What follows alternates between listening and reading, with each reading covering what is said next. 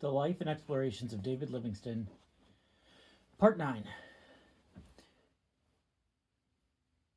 Quote, the water of the lake is perfectly fresh and full, brackish when low, and that coming down from Tumalakele, we found it to be so clear, so cold and soft, the higher we ascended, that the idea of melting snow was suggested into our minds.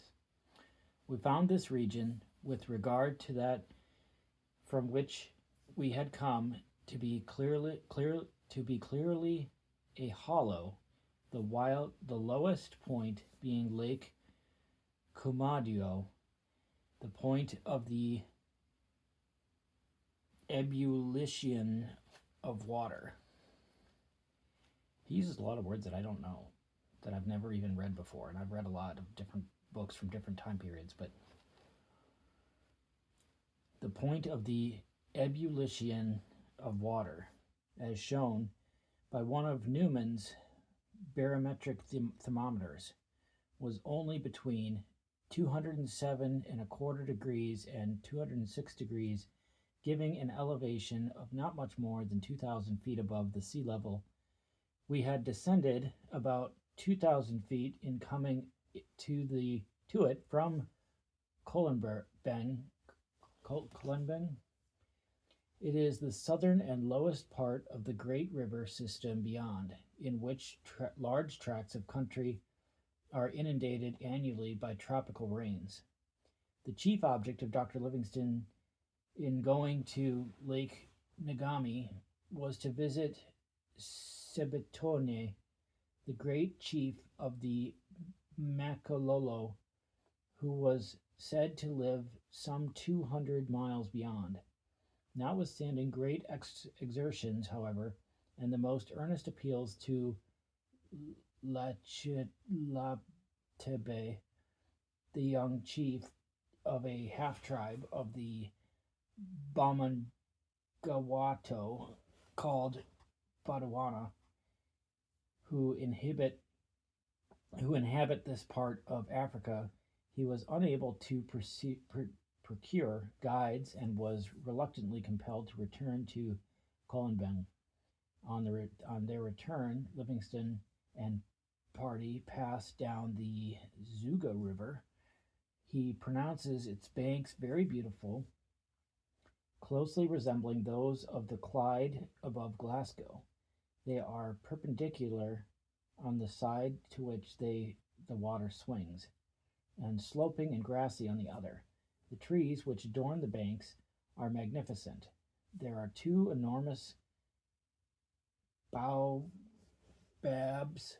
or moanas, near the confluence of the lake and river, the larger of which measures 76 feet in girth. Jeez. In girth. The palmyra also appears here and there. The makachung is quite plentiful also. It bears an edible fruit of indifferent quality, but the tree itself is said to be very beautiful. It is so large that the trunk is often used for constructing canoes. The matasarai is a species of plum, and in its dark evergreen foliage resembles an orange tree, and the cypress in its form. The sloping banks of the Zuga are selected by the native for pitfalls designed to entrap wild animals as they come to drink. These pits are from 7 to 8 feet deep, 3 or 4 feet wide at the mouth, gradually decreasing until they are only about a foot wide at the bottom. The mouth is an oblong square, and the oblong square, let's call it a rectangle, oblong square, and the long diameter at the surface is about equal to the depth. The decreasing width of the earth is intended to make the animal wedge itself more firmly in by its weight and struggles. The pitfalls are usually in pairs, with a wall a foot thick between the two pitfalls. Thus, if the animal, feeling his forelegs descending, should undertake to leap forward, he would only jump into the second pit with such force as to ensure its capture. They are covered they are covered with the greatest care, and the earth is removed so that no suspicion may be aroused by the instinct of the animals. They are, in fact, so skillfully made that several of the exploring party's men fell into them while actually in search to prevent the cattle from falling into them. There are vast numbers of wild animals in the region. Among them was discovered a new species of antelope called leche or lechwe. It is a beautiful water antelope of a light brownish yellow color, which, with horns rising from the head with a slight bend backward and curving forward toward the points. It is never found a mile from water and is unknown except in the central humid basin of Africa. Having a good deal of curiosity, it presents a noble appearance as it stands gazing with head erect at the approaching stranger. When beginning to escape, it lowers its head, lays its horns down to a level with its withers, and first starting on a waddling trot, soon begins to gallop and spring, leaping bushes like a palos. It invariably runs to the water and crosses it by a succession of bounds, each of which appears to be from the bottom. The party soon tired of its flesh. Countless numbers of their animals were seen, and the rivers were found to be well stocked with fish of different kinds, while alligators were also plenty. The number of elephants in this region was astonishing, even as Dr. Livingston, who had often before seen them in herds of incredible extent.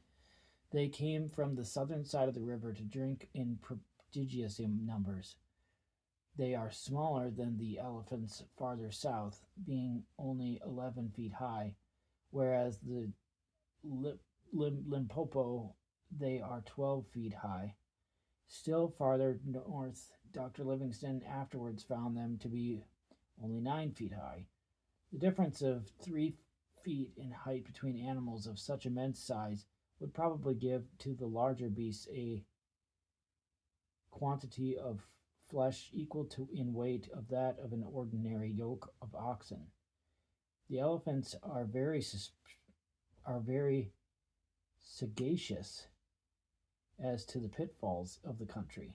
Old elephants precede the troops and whisk off the coverings with their trunks all the way to the river's edge. Instances have been known in which the old animals have actually lifted the young out of the trap. They come to drink by night, and after slaking their thirst, in doing which they throw large quantities of water over themselves, screaming all the time with delight. They evince their horror of pitfalls by setting off in a straight line to the desert, never diverging till they are 8 or 10 miles distant. The journey from the Zuga to Kolobeng was performed without incident requiring particular mention. In 1853, April, Dr. Livingston made a second attempt to visit Sibituane, chief of the Mokololo. He was accompanied by Mrs. Livingston, the 3 children, and Shelley, chief of the Bakwains, taking a route somewhat further eastward than the one pursued before. The party, in due time, though not without great difficulties in traveling, along the northern bank of the Zuga, reached the lake Ngami. After a great deal of diplomacy with Lechultebe, of which chief mention has already been made, Dr. Livingston made arrangements for guides to show him the way by journey of oxback to the country of Sebitune, just as he was ready to depart. However, his wife and children all fell sick with the African fever, and he was compelled to remain. For their benefit, he returned to the desert and actually reached Colombang before the sick ones had become well enough to make the journey. During their convalescence at home, Dr. Livingston made a trip to Kuruman and return. Upon the return on that journey, which was successful in bringing them to Sebenetene's country, the whole family came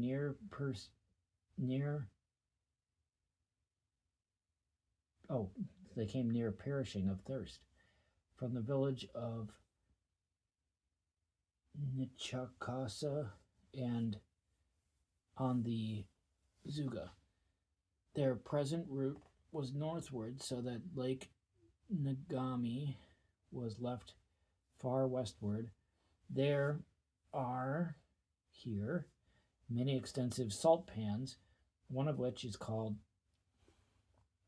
Nitawete, is 15 miles broad and 100 long. After passing this singular country, the route lay by the river Mahabe, the Santa, and the Shobe. When Dr. Livingston reached Shishake, the capital town, so to speak, at that time of the Makalolo, he and his companions had traveled deserts, forests, salt flats, swamps, through regions abounding in ferocious wild animals, venomous reptiles, and poisonous insects, and had traveled a distance of more than 1,000 miles. Sebenente, however, hearing of the white men's coming at an event which he had long desired and tried to bring about, magnanimously proceeded a long distance to welcome his visitors. There is scarcely a native chief in Africa, perhaps, who has had more remarkable career than that of Sebenente.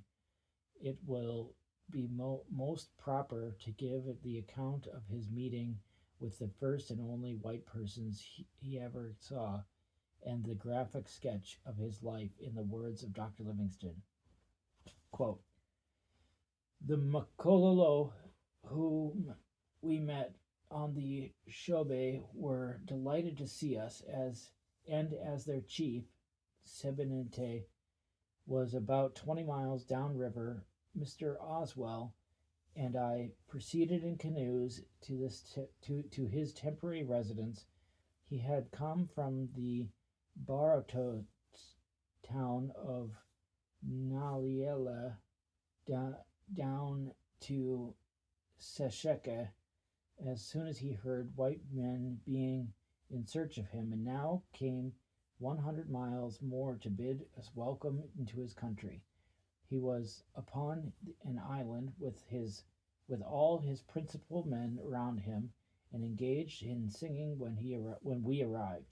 It was more like church music than the sing-song I of the Bakuans of the south, and they continued the tune for some time after we approached. We informed him of the difficulties we had encountered, and how glad we were that they were all at an end by at least reaching his presence. He signified his own joy, and added, 'Your cattle are all bitten by the Tseste, and will certainly die. But never mind. I have oxen, and will give you as many as you need. We in our ignorance